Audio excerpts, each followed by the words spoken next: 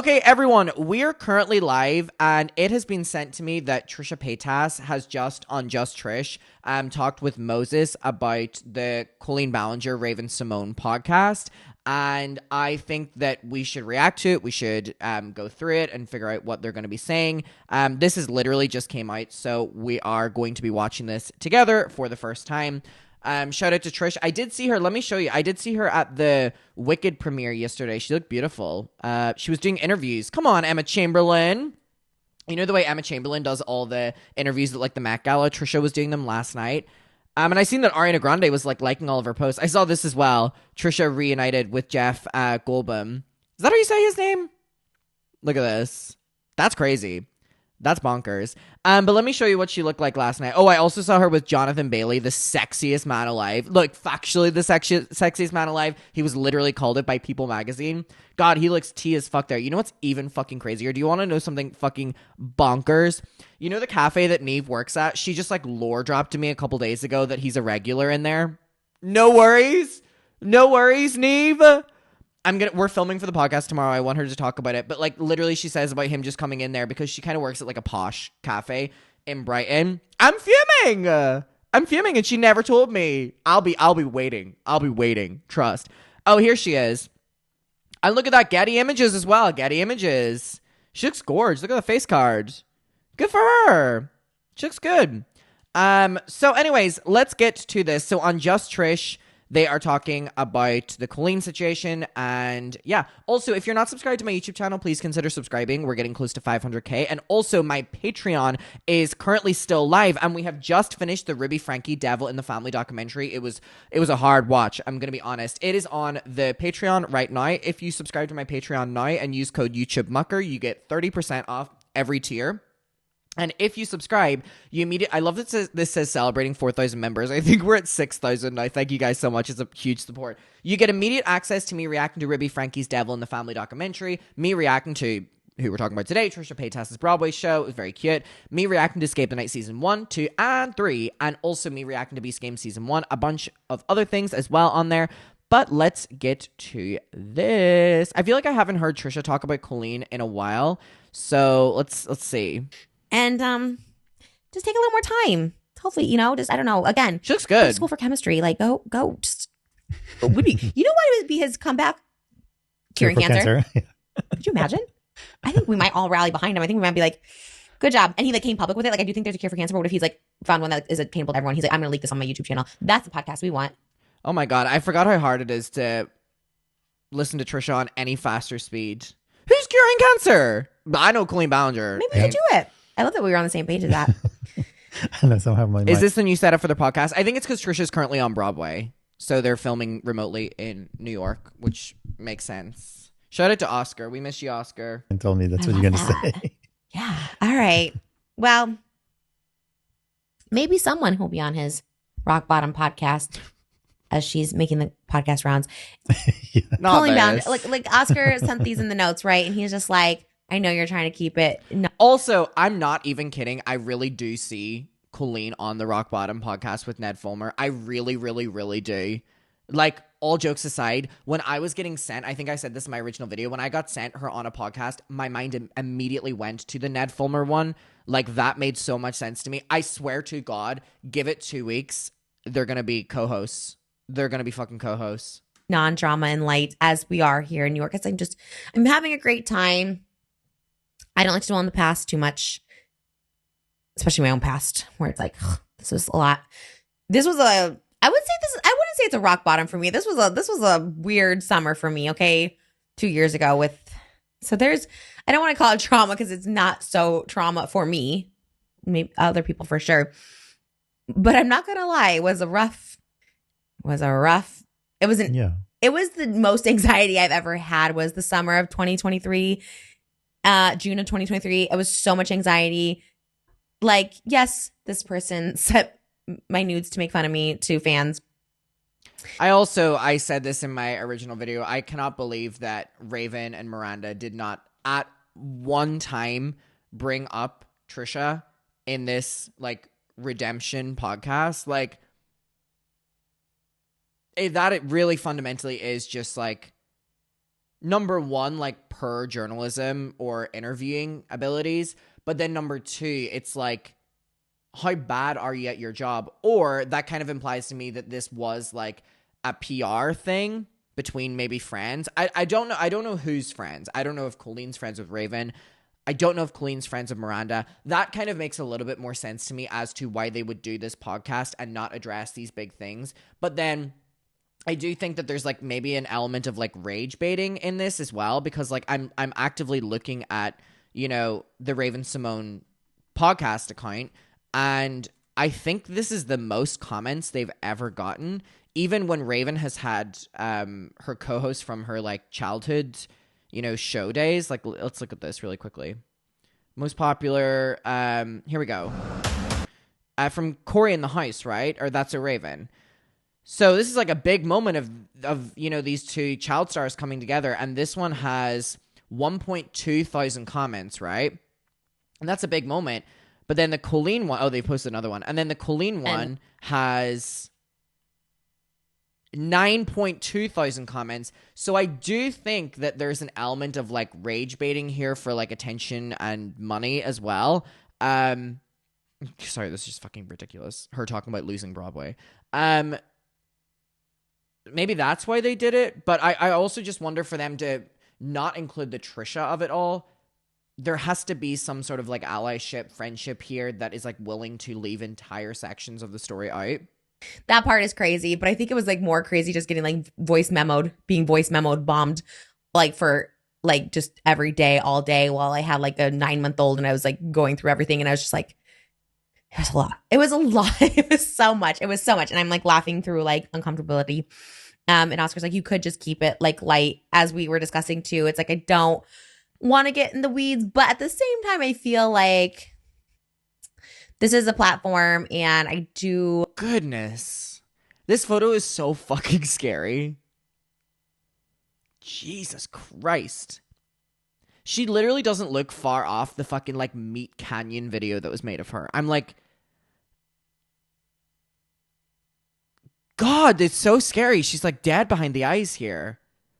Want to use it to speak on things that I do feel like get it off the screen. I think there's things I always say, like, I don't know, I always ask myself, is there anything that I have like a hard stance on? And I think like a hard stance is like, you know, this power dynamic, this, you know, older person gaslighting younger people, using them, manipulating them, and then just never taking accountability and apologizing. Like, it is a trigger on like a different level. So Colleen is back, and again, I'm gonna keep this like so light, because it's just like, because also the real, like, the conversation, it's almost not so much about her, but about the interview, like the podcast itself, and the whole thing. Because it seems like between Ned and all those people, like, it seems like they wait 2 to 3 years. Isn't it so crazy that we're able to literally compare the career trajectories of Ned Fulmer and Colleen Ballinger? They actually are a dream pairing. Like, it's literally insane how like perfect they are for each other. Come up with a PR plan of like, okay, this is the comeback. This is how I'm going to do it. And it seems like this was a very calculated step. And because like, I also don't understand how things are so calculated but still so bad. Like, surely for something to be so calculated means it would be good. When I watched it, I was shocked. I mean, the interviewers were literally handing her the talking points. Mm-hmm. Also, I keep having to remind myself that one of the interviewers was literally like Raven. Like, That's So Raven. Raven Simone. That to me is just fucking bonkers. And you know what the worst part is? I wasn't going to ever admit this. I'm currently rewatching That's So Raven and Hannah Montana online while this was happening.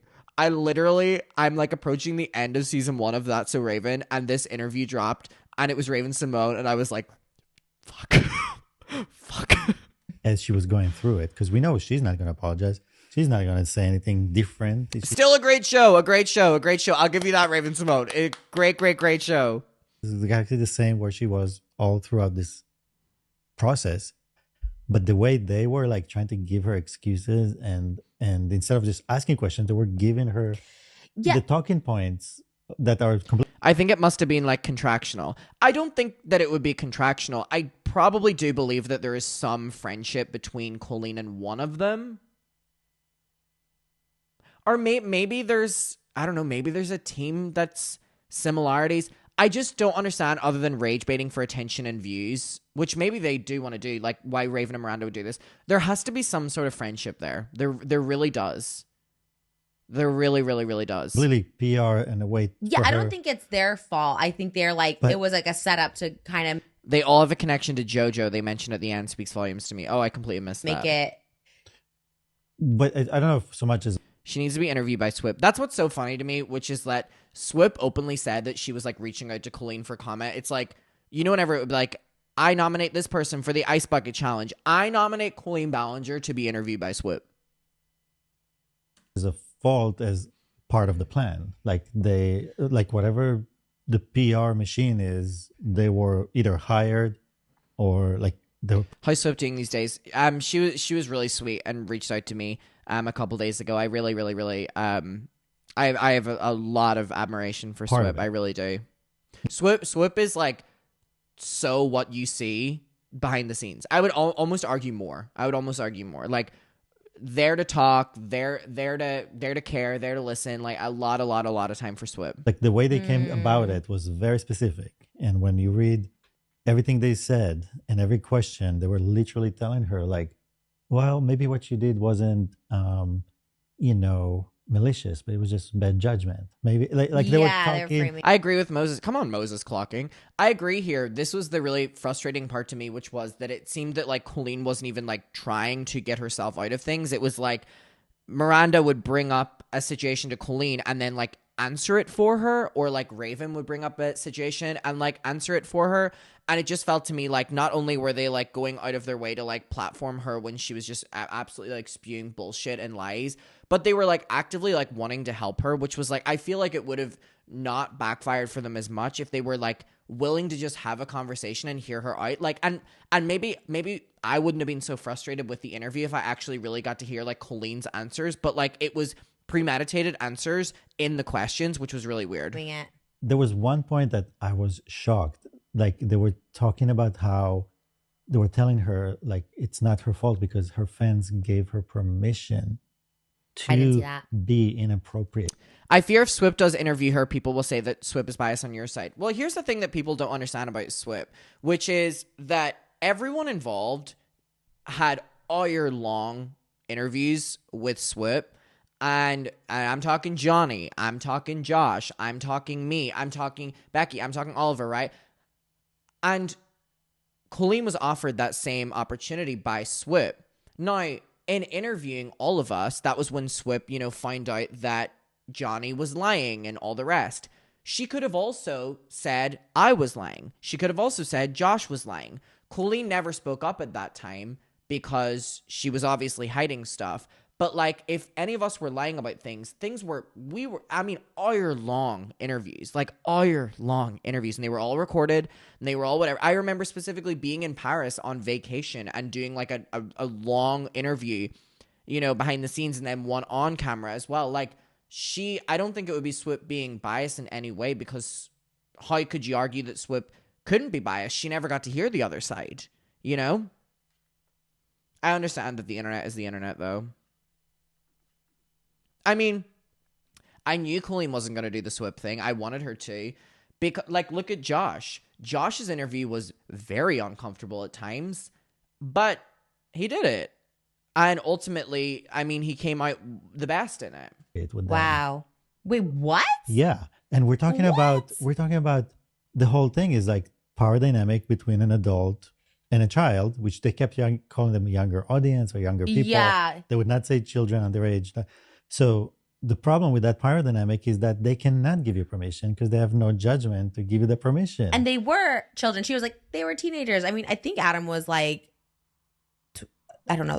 I was 13 when it started, and then there was a girl I was going to say her name. There was a girl in Weenies who was the youngest one. She was younger than me. I think she was 12.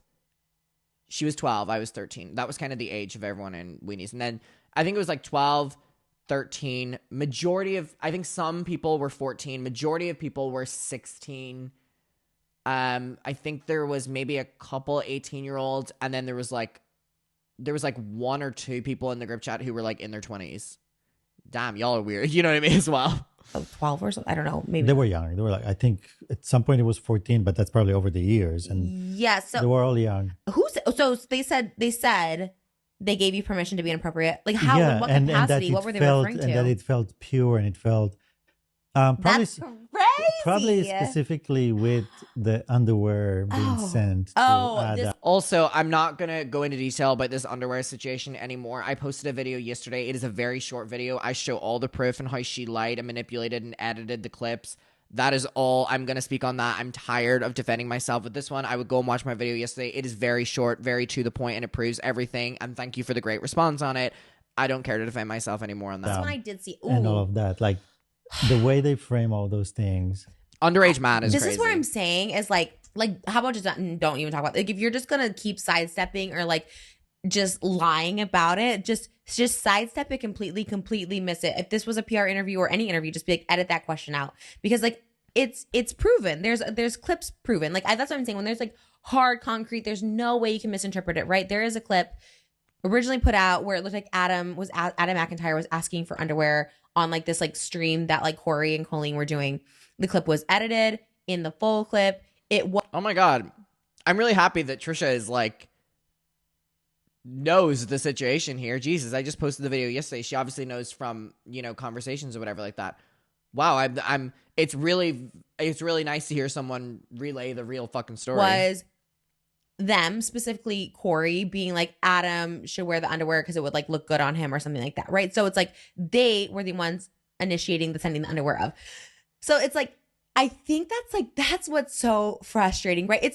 There's so many like ways she steps around this, right? It's just like, oh, the things that weren't true. And yes, there's probably some things out there that weren't true, being like, so it kind of takes away from the stuff that was true. But like, why are you Also, when she's talking about the stuff that isn't true, I do truly believe that she is referring there to Johnny Silvestri when he was like stealing what I was saying and then like making it more dramatic to like one up me, quite like whenever he was on the H3H3 channel and it was him, Oliver, and Becky, and he was just like saying my story and like more exaggerated. But there are things as well that Crazy Johnny didn't lie about.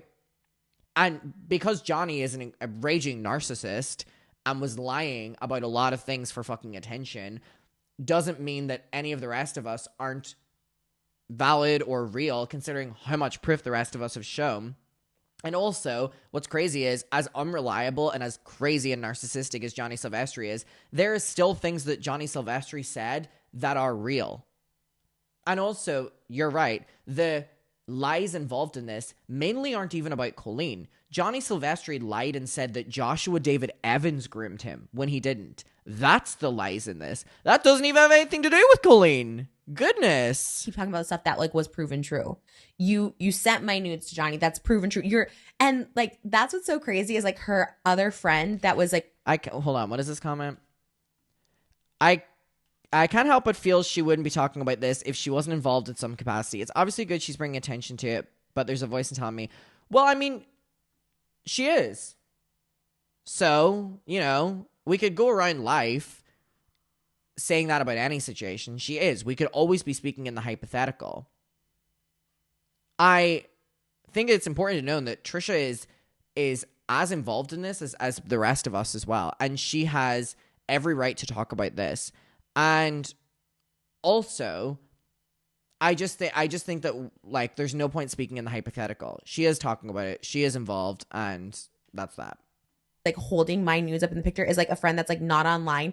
Like that was when she knew like caught. Like there's no photoshopping. There's like that's your friend that's like not even online that's like holding up my nudes. Like concrete proof, right? Obviously she didn't bring that up, but I'm like saying with Adam too, there's like concrete proof in this whole underwear situation. You initiated it, you sent it to him. Done. He was a minor, a child, not a young man, a child. And it's like, okay, you're trying to not have that come up again. So just don't talk about it, because the more times you just say it's a lie, or I think she was like trying to insinuate again that that he wanted it or whatever. It's like, ultimately, again, I just don't understand why she won't just like either bite the bullet and just say sorry. Because then, by the way, here's what's really strange to me about Colleen. And I said this to, I was actually talking to a couple people from Weenies on the day that the interview dropped. And this is going to sound really strange and you're going to roll your eyes. But when Colleen did Toxic Gossip Train, I still felt like I understood her reasoning for doing it. Because I've seen her in scandals before, like when we were friends, and I know how she reacts, right? I know how she reacts. So when she did Toxic Gossip Train, I was shocked, but it made sense to me why she would do it. Because I would remember her thinking in things like this. She was very irrational.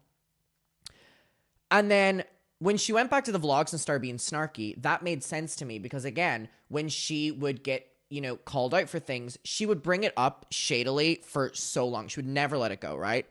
And we would talk about these things behind the scenes. But for the first time ever in observing Colleen, when she did the Raven Simone podcast, I was talking to one of my friends from Weenies. And I said, this is the first time that I feel like I don't know Colleen anymore.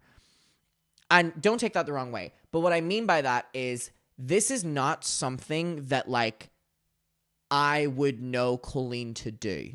Like, in any capacity, if I was still friends with her, which wouldn't have happened, and she was called out for these things, I would have fucking dropped her, by the way.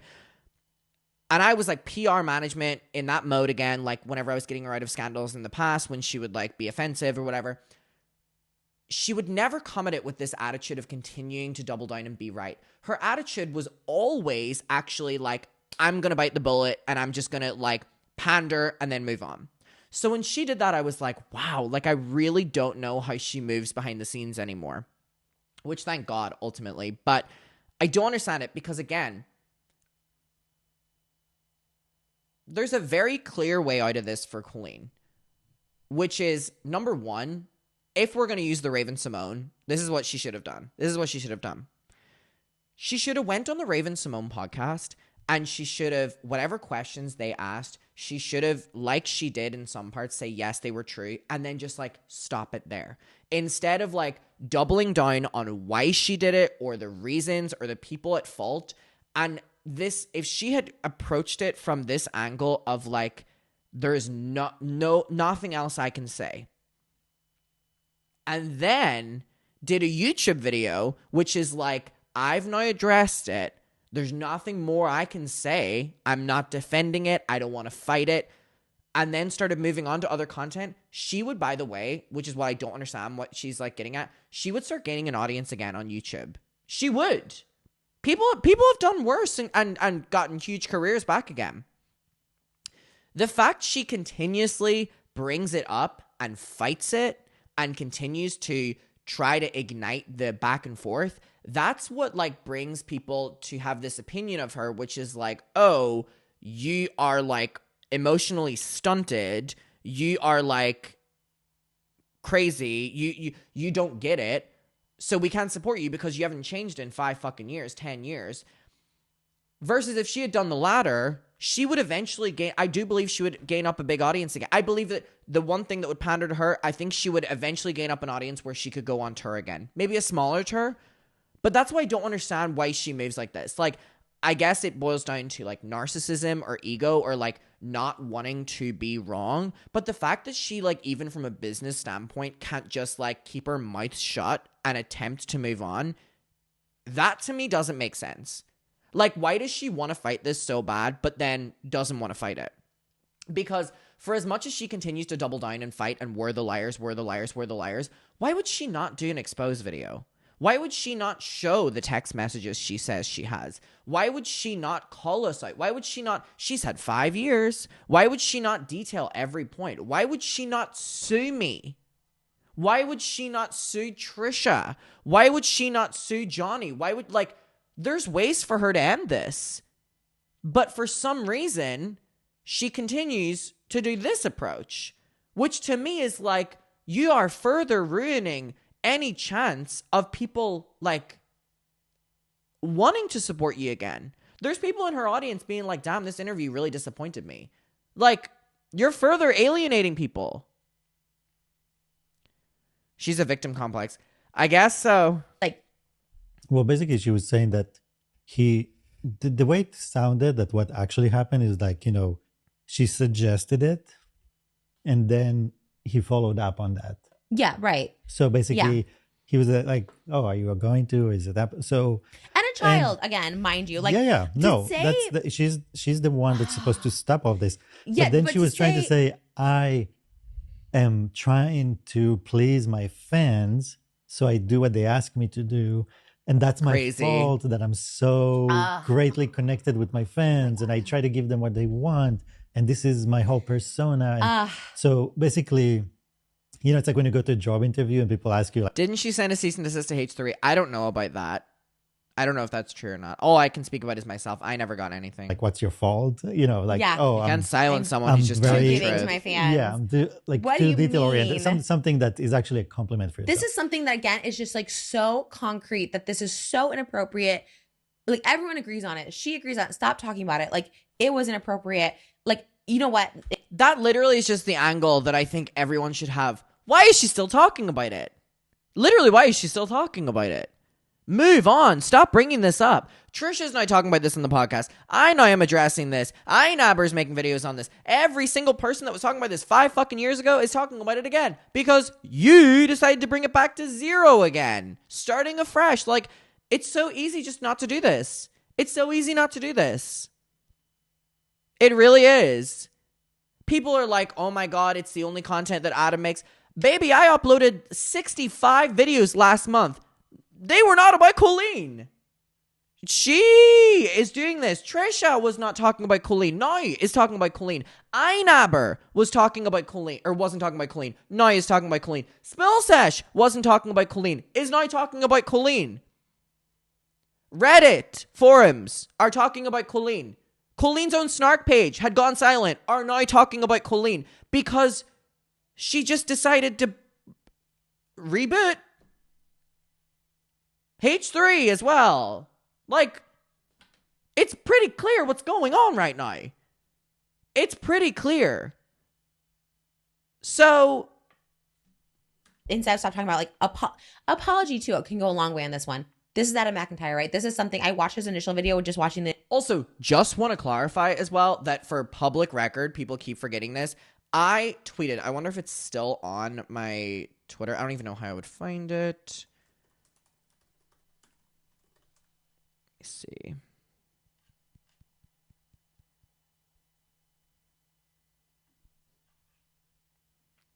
June 9th, 2023.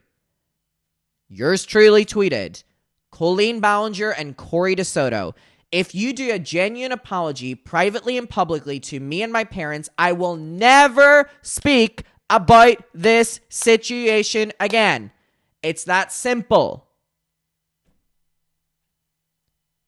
If you apologize, I will never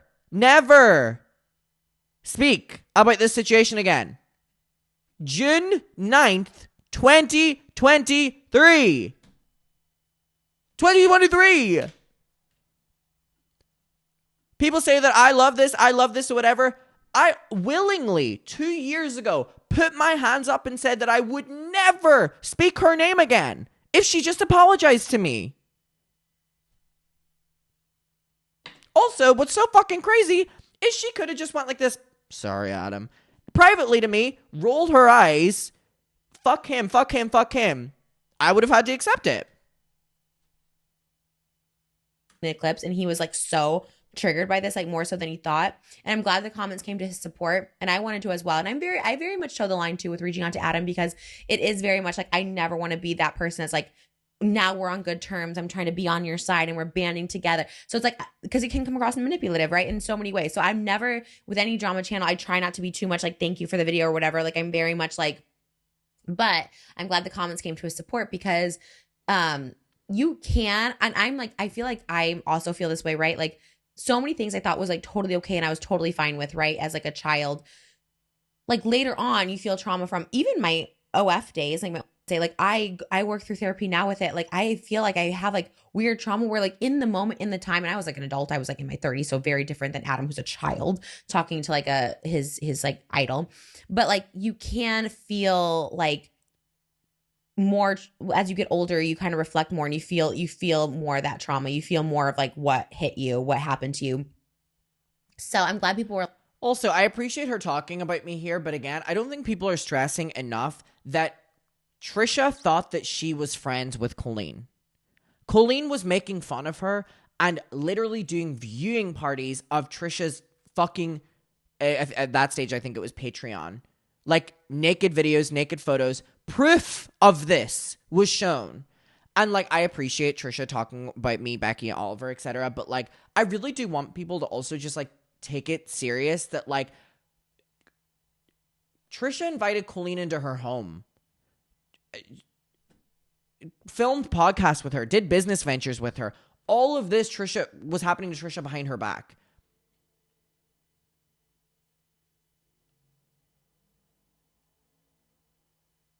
I think Colleen did Trisha worse than Colleen did me. If I'm being honest. I really do. I really, really, really do. I think people, and I'm not saying it's a competition, but like, I just think that people should also be really focusing on Trisha here. Or like, it's okay to feel like this. He's like, I didn't think it was going to hit me this hard. And it's okay to feel like this. It's like Jeff seeing David just spend money. Like it has to be infuriating.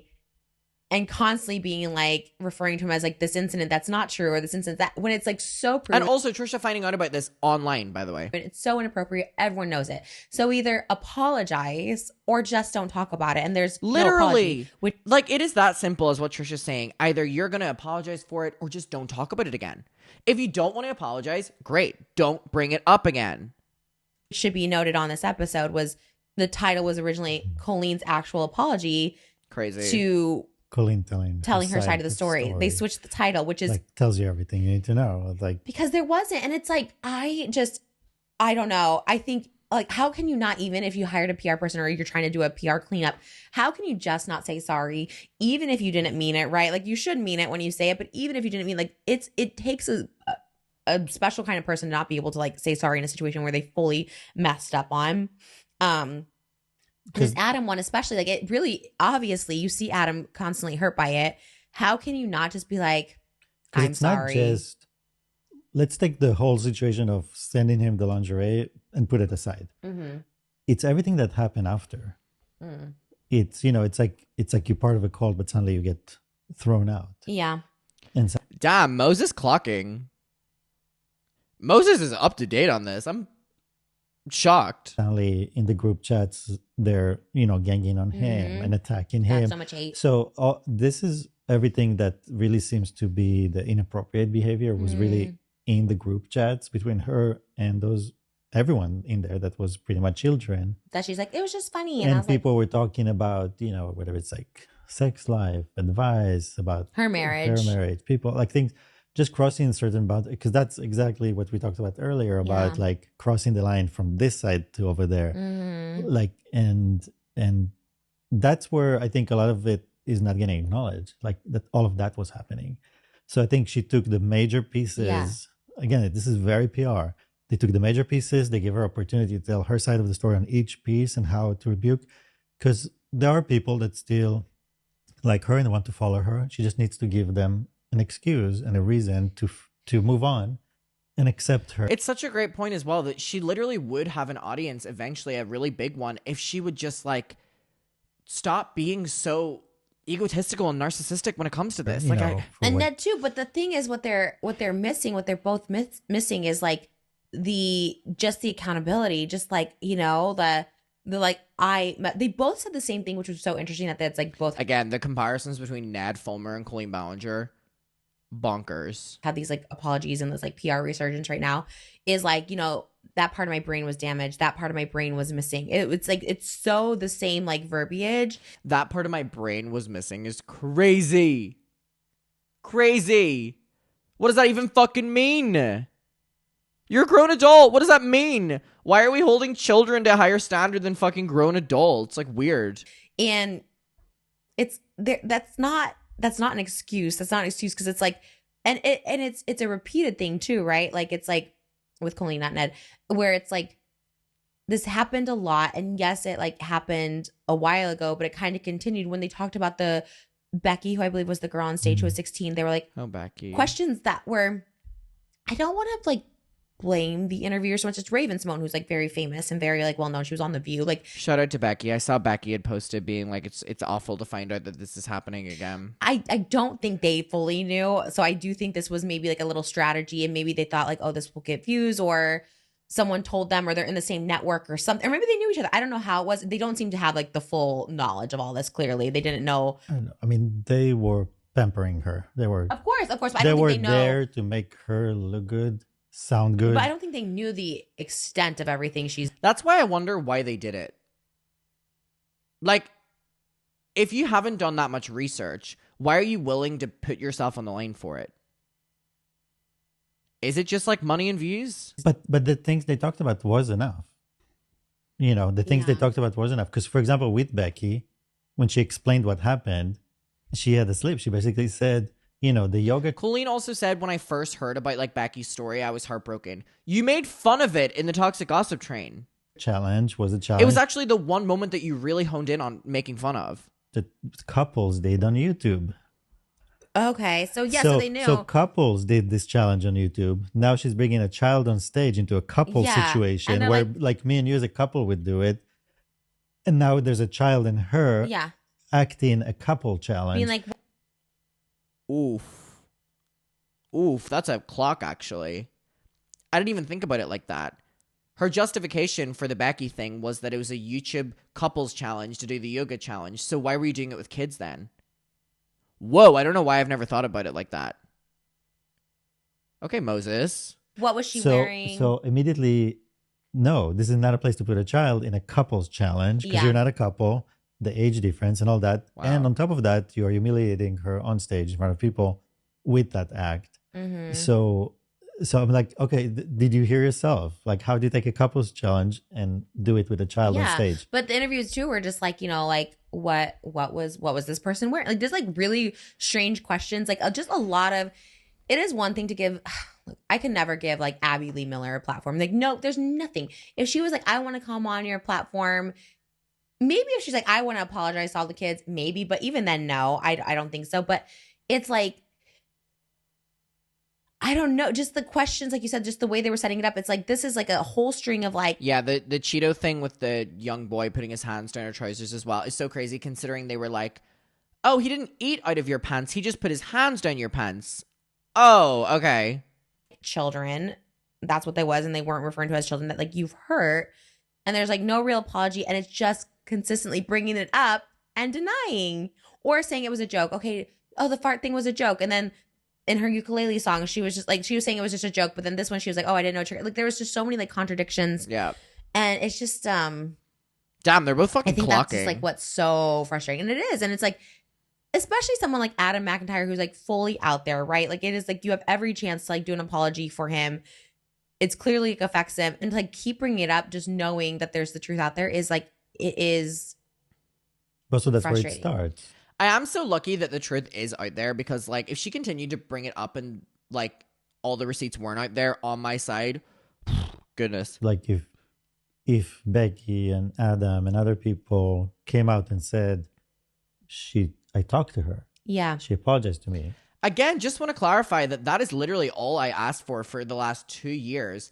If she just apologized to me privately, dude, I would never speak about her again, but clearly too much to fucking ask for. I believe her. I forgive her. Mm-hmm. Then you start building a foundation to something, but it never comes from that way. It comes from, again, the PR. Also, a great point from Moses. Like, if you did these things and then started posting on YouTube again, people would start trusting and wanting to support you again.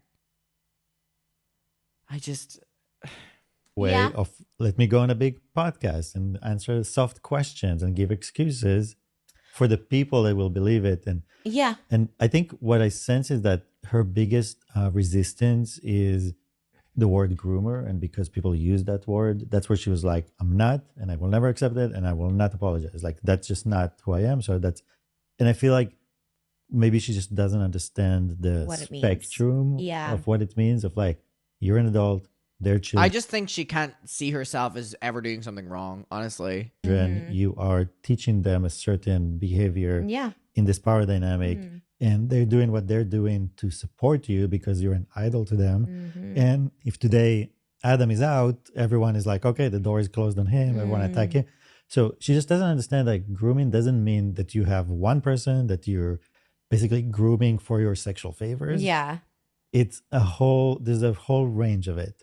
So accepting it for what it is. Yeah. And then saying, okay, yeah, that was wrong. And that was the type of grooming. That was okay. If you want to specify what it was, that's fine. But she will just not accept the word. And I think that's where she hits a wall and there's no resolution. Like it doesn't move forward. Yeah.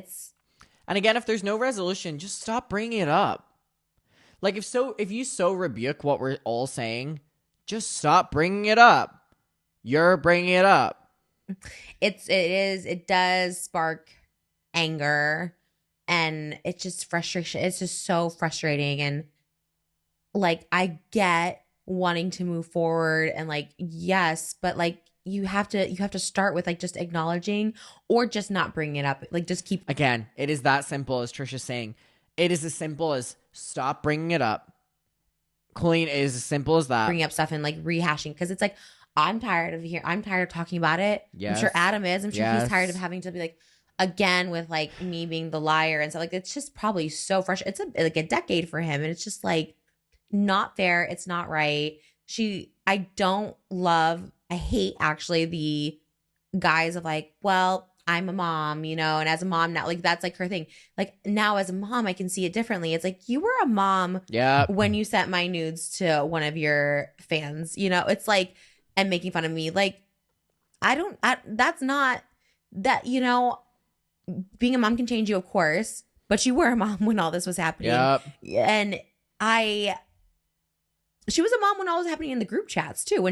That's what's so crazy to me, that she relies on the mom card, because you were a mom. What do you mean? You were one. She had her first baby. Like, Yeah, you were a mom. So don't like use that emotional like manipulation to people. You know what I mean? And it's like, I do think it changes you. I do for sure. But like, it didn't with you.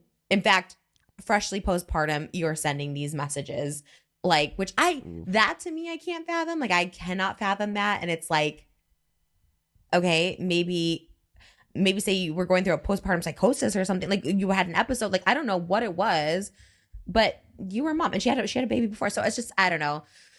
It's frustrating. I think it's like she came back to the internet. Also, yeah, using your kids as a get out is like really fucking, like, I feel bad for the kids. Fine, do what you're just doing, collecting rocks, whatever, being with your family, fine. But don't keep calling people liars, specifically children. Like, that's crazy. Like, just go on a podcast, try to do your PR safe thing, try to be like, I'm trying to move forward, I'm trying to move on. But like, I don't know, to keep bringing up like these kids and just being like, well, they gave you permission to do that. Like, great, insane. They gave her every possible excuse in that interview. Then they were like, do you feel like it's also an issue of time? Like, comedy back then was a certain way, and comedians suffer from the idea of like, they were telling jokes 10 years ago that now comedians suffer because of their jokes. Be funnier. Look at what the punchline of your jokes are. Held accountable to. Like, they tried in every way to excuse her behavior. What did she say to it? She was like, well, her perspective is... I'm obsessed with how much Moses has analyzed the podcast. Come on, research. Basically, when I started, my audience were adults. And then... Oh my God, he knows everything. Kids. And I have a quote from Oscar. And then I mixed my comedy. So some of it will address the kids and some of it will go over their head to the adults. And I was like, well, I don't think it works that way. I have a quote. Colleen claims that the Miranda Sings character was never for kids, but, quote, for older gays.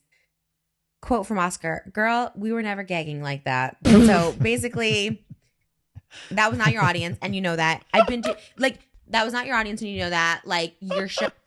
Moses isn't, or fucking Oscar isn't even in the room, and he's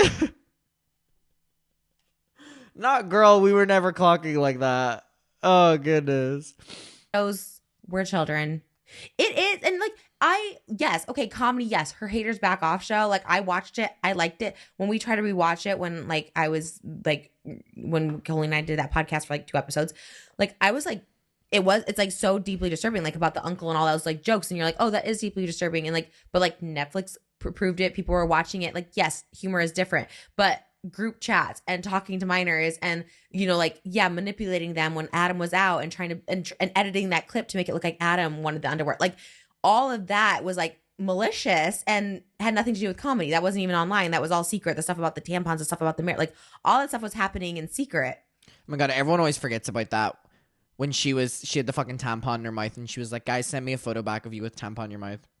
Sure. So it's like, yeah, And for me, it's like, wild. it's one Can thing. you believe it? Can you imagine if we didn't have all of the videos and photos? No one would believe the shit that we're saying. Like, that is so crazy. If, okay, you started doing YouTube videos. Oh, goodness. And you don't know who's watching them. Yeah. But so much of her career was live audience shows. Yeah. You see who is in front of you. Yeah. It's a good You point. see their age. Mm-hmm. That's it. At that moment, you shift your material to be appropriate to that. And especially That's such a good point from Moses, which is like, you can't argue that you don't know your audience when you do so many live shows. You directly see your audience. it's one thing if you tell a joke. It's another thing if you bring a child on stage and have them, get food from your pants and eat it, do all the, the yoga challenges, those kind of things. I'm like, yeah. And she's, and she keeps saying like, yeah, I felt that it was odd. I felt something off about it. I wish I did something. I'm like, no, this is Also, I love when she was like, oh yeah, like I knew I should have changed that bit. So I did a year later. How many shows did you do in a fucking year? Jesus Christ. the boss. You wrote it. You performed it 100 times. Like it was. Yeah. It's not like was one time. It's like you weren't hired. Nobody wrote you a script. You didn't act it out. Like this is. we just like need to like. She just needs to stop. It's the And circle. it's a combination of things. It's like, okay, the performances. Underage man is frying me because what in the world? I mean, this is the same rhetoric that women go through, which is like underage woman instead of just like a young girl who went through that. You know what I mean? Audiences, and then talking to them. And so it's like so many things happen, meeting them in real life, meeting Adam, like going to lunch. Like, Yeah. so it's like there are so many levels and layers to it. And that's why it's an issue. Yeah. That's why that people have an issue with it, because it's not one thing. And for like you were saying in the beginning how you felt about it all, but for me personally, because we get to it was personal, like it was just heartbreaking, more than traumatizing. It was just heartbreaking. Shocking. I was Like- in shock. Like, it's a person who came to our house and all that, like, and she is Or even underage child. Like, yeah, we know they're underage because you said child. It all is just rhetoric and words. talented and charming and smart, and you're like, Yeah.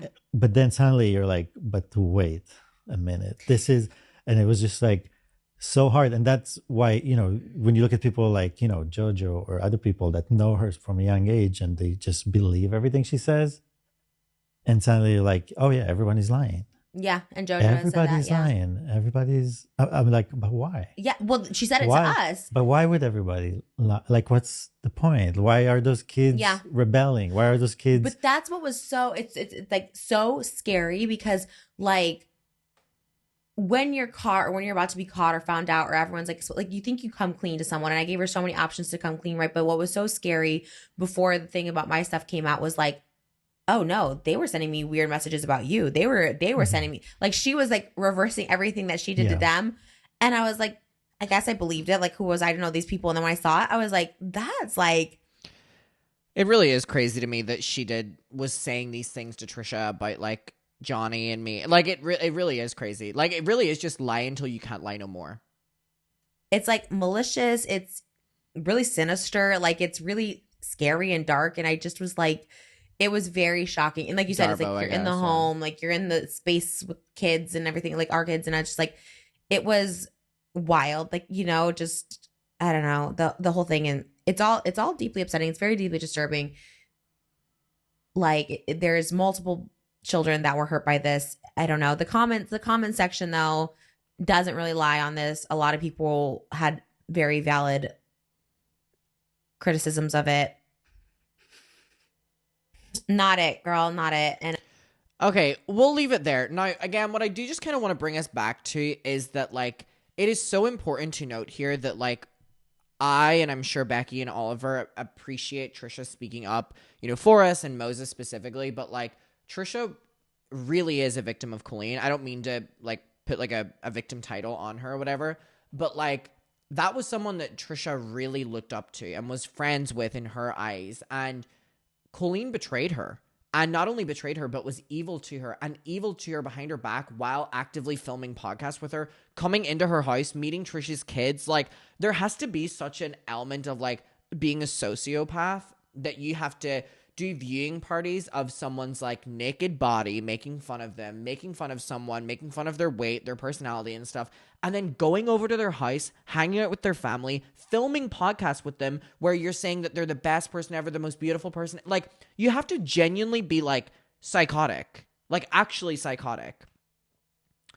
And ultimately, my favorite thing in the world is just how it worked out.